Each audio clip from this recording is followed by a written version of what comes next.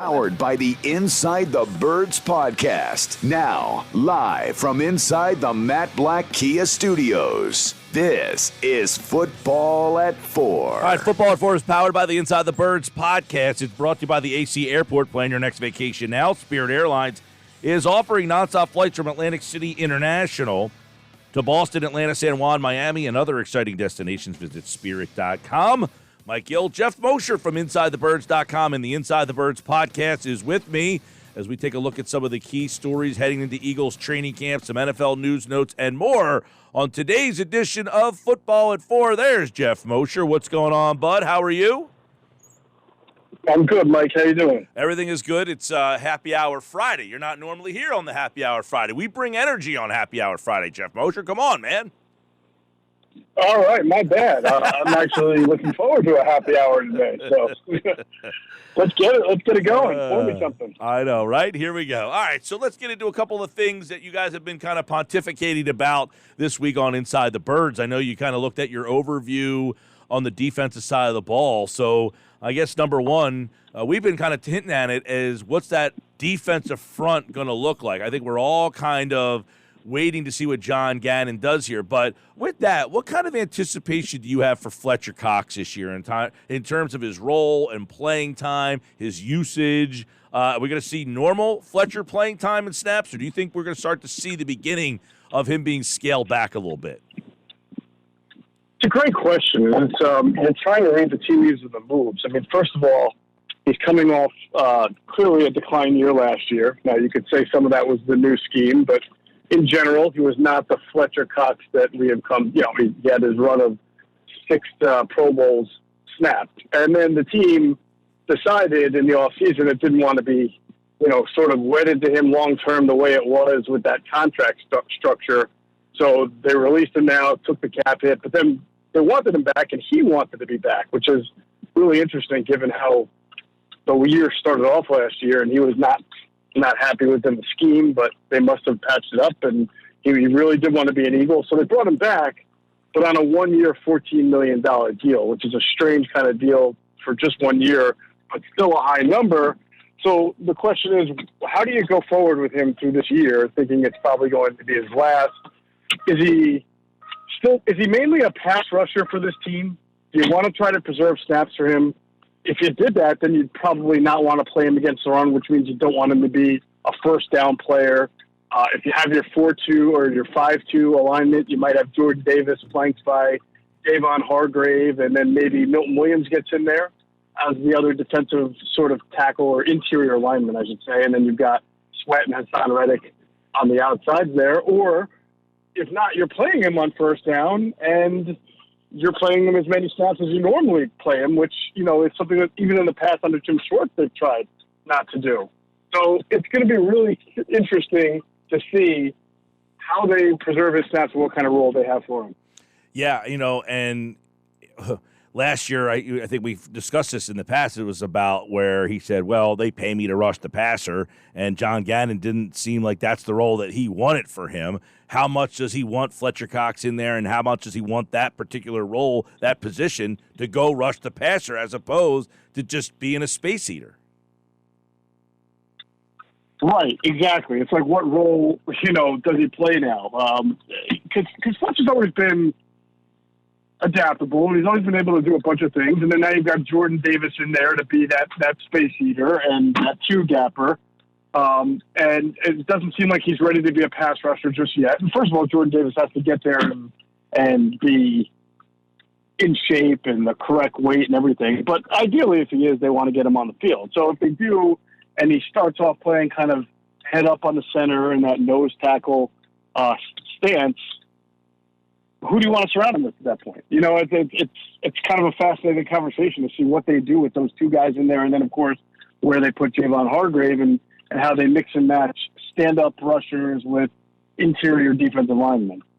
Right, and then we're going to see, Fletcher, Javon Hargrave, those two guys played a lot together last year. Do they split them up? Do they pair them differently? Does only one of those guys play at a time? Do they keep those two guys together?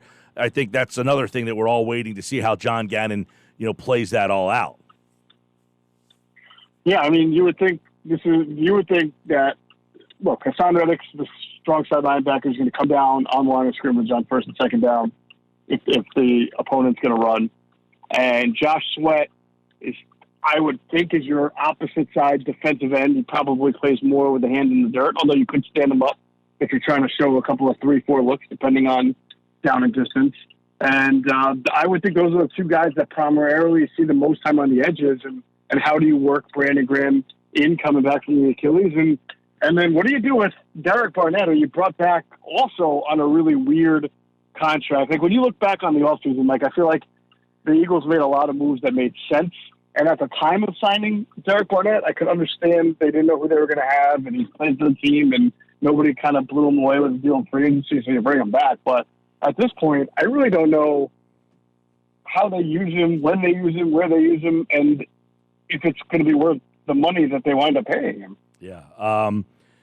The other one, too, I guess I'll ask you this on that note. If they thought they could get Nakobe Dean, do you think they bring in Kaiser White? Probably, Mike, because TJ Edwards is only on a 1-year deal, and he's now a base linebacker as it should be. And Davion Taylor's been hurt, and is a little bit overdrafted there in the first place. And while he has shown his athleticism, I wouldn't say he's shown that he's got what it takes to be a no doubt about it 3-down linebacker yet or at all. So I mean, you could make the argument that they needed 2 linebackers, and Kaiser White again is kind of that guy that's on a 1-year deal, and it'll be interesting to see what kind of role he has. The Eagles have not succeeded lately with the 1-year linebacker deals. There's been a lot of guys that they've tried to bring in who played well in other schemes and then have come to the Eagles and have just not been what they were hoping for. Maybe Kaiser White breaks that streak. I know a lot of people have high hopes for him, but as I always say, there's a kind of a reason you're a free agent and the reason you sign a 1-year deal. So he's going to really have to prove that he's going to be an upgrade to this linebacker core. He'll get that opportunity. But like I said, we've kind of seen this act play out before. So you have to hope that the Eagles, the law of averages catches up here and the Eagles actually hit on a good 1-year linebacker contract this time. Geoff Mosher, Football at 4. Let's take a look at Josh Sweat, because you mentioned Barnett and we're talking about the line. What is Sweat? Who is this guy? Give us some. They signed him. They targeted him. They brought him. They extended him, brought him back. Is Josh Sweat an elite pass rusher? Can he be one? Is he just an average pass rusher? Is he a 5-sack guy? Is he a 12-sack guy? What's his floor and ceiling? So that's a great question, and that's what we've been kind of trying to figure out on Inside the Birds lately. You watch him play, and he's a really powerful pass rusher. He can really get his shoulder into the offensive tackle and edge a guy and push guys back. And you saw that last year. Even when the pass rush struggled at times, you would see Josh Sweat be able to create pressure. I think last year was clearly his best year. I think he only finished with 6.5, 7 sacks, something like that. He made the Pro Bowl as an alternate. He obviously was not able to play in the Tampa Bay game because of that freak stomach issue that he had that wound up being what he called life-threatening and internal bleeding. And that was too bad because he didn't get that experience, that playoff experience. But you do wonder with a guy like him, they've had to monitor him in the past with the knees. Wasn't an issue last year. He played more snaps than ever. But did we see what we're going to get from Josh Sweat pretty much every year, consistently a 6, 7, maybe 8 sack guy, or does he have the potential to get up into the double digits consistently, be one of the better defensive ends in the league, somebody who can get you 12 to 15 sacks a year? Usually those guys have a combination of great speed and power, or speed to power, or they do things with their hands, hand usage that allows them to get off offensive tackles. I don't know that I've seen all of that from Josh Sweat to say that his peak, zenith Josh Sweat can get you 12 to 15 sacks. I'm not sure. So while he had a great year last year, a really good year, I'm not certain that he's going to be that much better than he was. Yeah, he's a definite interesting guy to keep an eye on. To me, because is he a part-time player? Is he a pass rushing specialist? Is he one of those guys that excels better when he plays less snaps like he did a couple of years ago. Not that he had a bad year last year, just, was the impact wasn't noticeable from his week in and week out there. Derek Barnett, let's look at him. What's his role? What's his contract say that his role is? Because I was kind of having this conversation earlier in the week. I guess maybe Monday or Tuesday. I was on with Birds 365, and Barnett came up, and I said I liked the deal, and one of the guys was going back and forth with me. I said, well, I don't anticipate him playing all that much. I think they're just situationally going to use him. What do you think? Yeah, I agree with that. I feel like he's depth.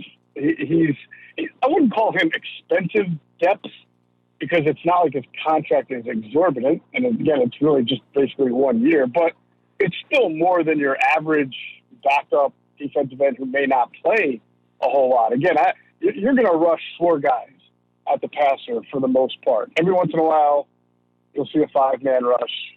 We know that Jonathan Gannon didn't blitz a whole lot, but even if he does, we're talking, if he ups it to like becoming a 20% blitzer, still most of the time that you're rushing the passer, you're going to be rushing with 4.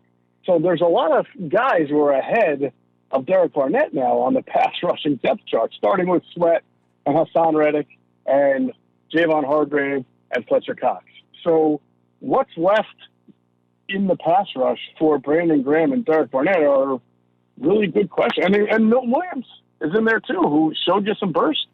So that's why I say it's sort of like expensive depth, because he may wind up not playing a whole lot. Yeah. But then again, when you look at their defensive end picture, if Sweat or if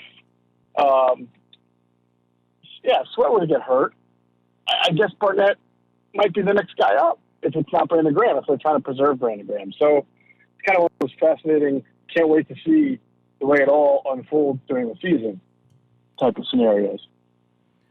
This one's interesting. I saw this today. Pro Football Focus ranked the 32 best contracts in the NFL ahead of this season.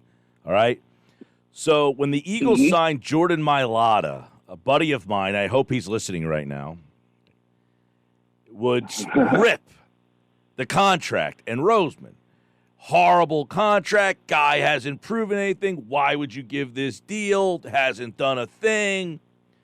I read the article ranking the top 32 NFL contracts. Number 1, Jordan Mailata.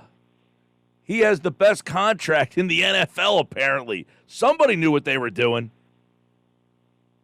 Well, you got to have an appreciation, right, for how difficult that contract was for the Eagles and for Jordan Mailata's reps to do, given what he had sort of shown the year before in a very small dose, but, how far he had come and how good he looked, and then really what he could do when given the opportunity to be a full-time player at a position that, you and I both know is very expensive. So it was very difficult for the two sides to kind of meet in the middle.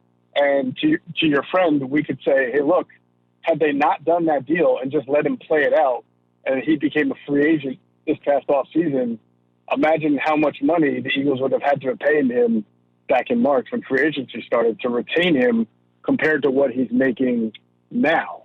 So that's that roll of the dice that you take. They did it with Carson Wentz. They gave him all that money and thought they were going to get an elite quarterback for a long time at a discounted rate, because when Carson Wentz signed that deal, if you looked at how the quarterback number went once Dak Prescott and others signed their deals, it would have been a discount rate had Carson Wentz played at a high level. He did not, and we all know what happened. But that's the kind of the dice roll. I always am of the opinion, when you got a guy who you think can be a long-term starter for you at a premium position, and you can sign him to a contract extension a year before free agency, it's a good roll of the dice to do it, as long as you feel like you've seen what that player can be, or at least glimpses of it, because the price tag even a year as you get closer to free agency could be double. And in fact, this contract, Mike, if Jordan Mailata has another good year, let's say he makes Pro Bowl or All-Pro this year, you can guarantee that those are going to have to meet again. The current deal made a little bit more friendly for Mailata going forward. I agree. I argue that same thing. It's like, look, they saw enough of him that if he got to free agency, that he would have made a ridiculous amount of money. But the Eagles have been notorious for this, haven't they? To the point, Jeff, it's got them in trouble in the past where they targeted guys at younger ages. They signed them, and then those guys ended up holding out. You know, Brian Westbrook, and there's a lot of examples of guys, mostly during the Reed era, where they would bring guys in, and then a year or two into their deal, they weren't happy because they outperformed it. Yeah, absolutely. Yeah, the Eagles became victims of their own success in that regard because then they changed the rules against it. But yeah, no, I'm much more, and I know it's not going to be foolproof, and I know there's going to be times where Brendan Carson Wentz, and I'm sure there are some other contract extensions that the Eagles and other teams have given out after 3 years, thinking they were going to get more reward for it, and have not. But the penalty of doing it the other way and missing out. And, you know, actually the Eagles felt the brunt of that several years ago, and I criticized Chip Kelly for it when they did not give Fletcher Cox an extension after 3 years. They waited until after the fourth year. They didn't use the franchise tag on him, but then they had to pay him a contract of over $100 million, which he's deserved. He helped win him a Super Bowl, but they could have got him a lot less had they done it after 3 years.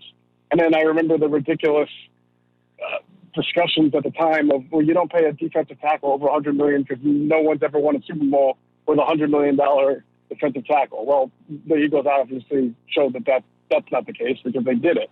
But they had to do it with Fletcher Cox making a lot of money, and then they've had to restructure his deal 3 or 4 times since and sort of created a scenario that they would have rather avoided. But again, Howie Roseman wasn't in charge of contracts that year, and so it never got done.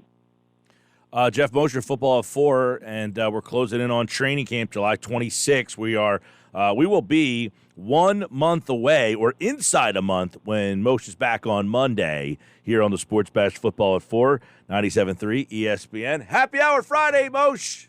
Appreciate it, bud. What are you pouring me?